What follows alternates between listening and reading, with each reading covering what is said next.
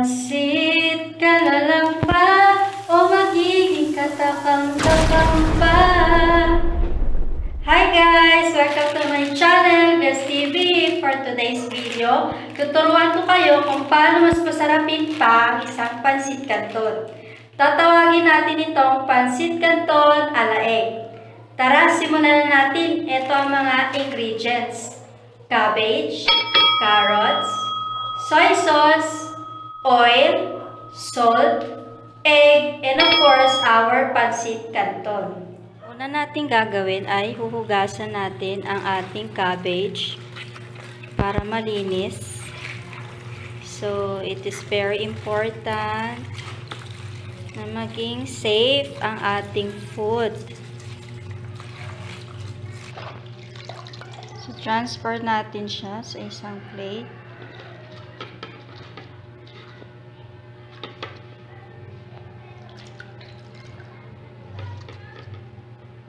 Ayan guys, after natin mahiwa na maliliit, ta-transfer natin siya dito sa may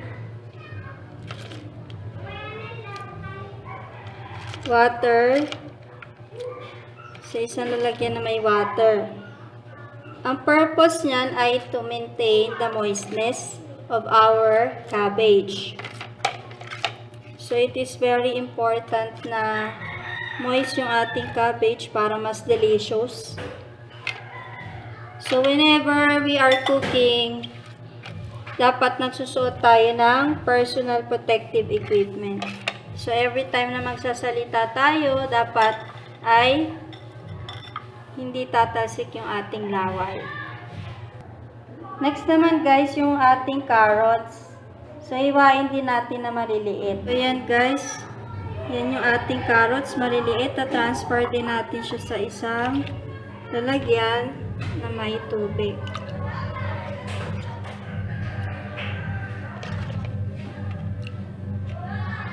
Para ma-maintain ang moistness at ma-assure natin na malinis yung ating carrots. Siyempre, hindi natin patatagalin yan guys kasi yung vitamins ay pwedeng mawala pag sobra nating binabad ng matagal yung ating carrots. So, ang purpose lang yan ay para ma-moisten or ma-maintain ang moistness ng ating carrots at maging mas delicious. Yan. So, next natin guys ay magpe-prepare na tayo ng egg. So, I prepared 2 eggs para mas marami tayong malagay sa ating pansit canton at ma-increase ang volume. So, babatiin natin dito guys. Kasi magkagalit sila ng baso. Kaya pagbabatiin natin, no? Alam nyo ba guys, na yung Excel ay pwede natin pataba sa mga halaman. Kung kayo, mahilig kayo magtanim, huwag nyo tatapon yan kasi pwede yan pataba sa halaman.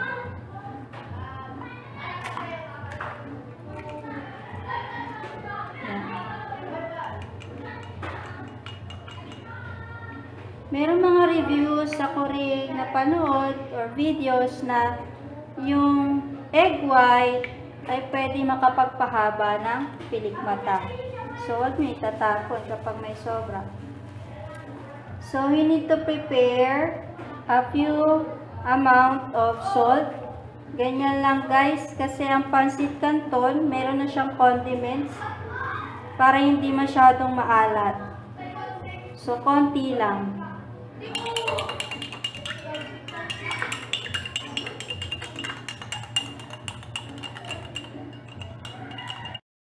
So, next natin gagawin guys ay, of course, lulutuin na natin yung ating pansit canton. Yan, dinurog-durog ko para mas madali siyang maluto. Ayan guys, kumukulo na yung ating tubig. Ilalagay na natin yung ating pansit canton. Lulutuin natin. Yan, so syempre haluin natin yan guys.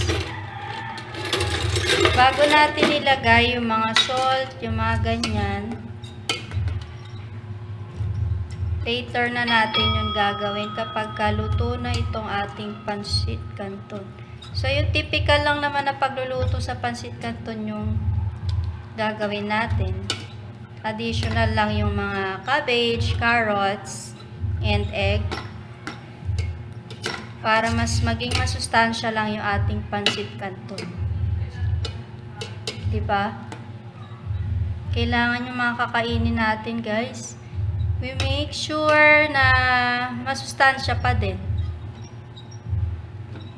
Pwede na natin patayin yung kalan, guys. So, inuhugot ko lang yung saksakan. So, ililipat natin siya sa plato ng diretso.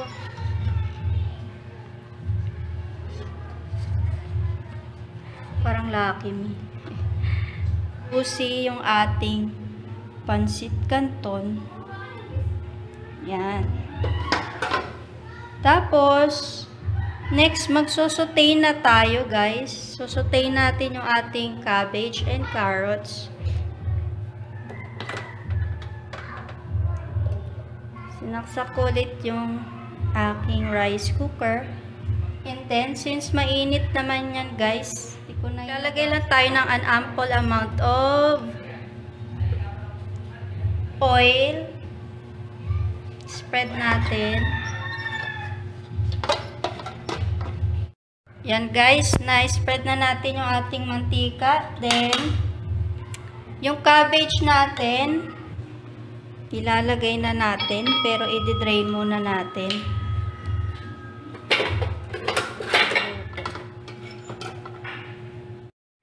Yan, nilagay ko na at na-drain ko na, guys, yung ating cabbage. Next, guys, ay yung ating carrots. Yan.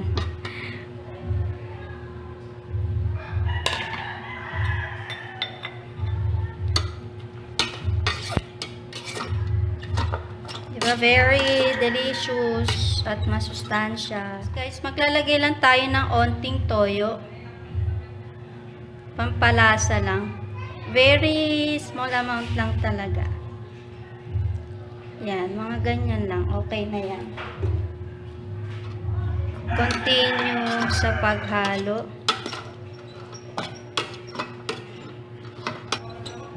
Tapos, pwede na natin ihalo yung ating egg. Kuntiin lang natin, guys.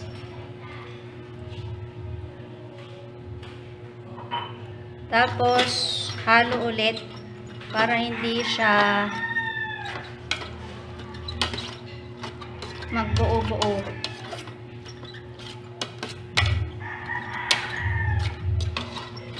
So, malalaman nyo kung luto na yan, guys, if makikita ninyo yung egg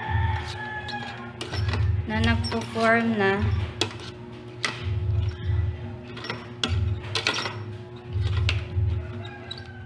Wait tayo ng mga ilang minutes.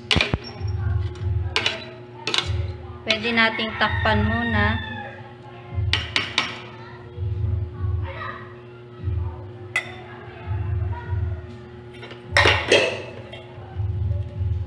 Mga 2 minutes. Yan, after 2 minutes, guys, makikita nyo yung ating egg. Medyo okay na. So, pwede na natin ihalo yung ating pansit canton. So, ayan, guys, sinalo ko na yung mga condiments ng ating pansit canton.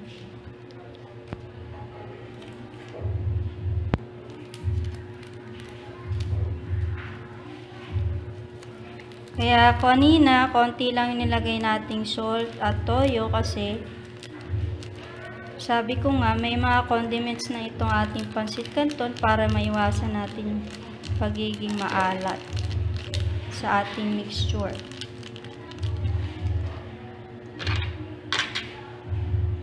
So, pwede na natin haluin at isasali na natin sa may niluto nating egg.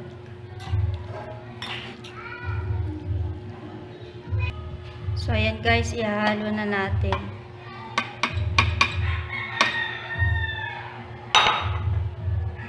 May sumabit pa.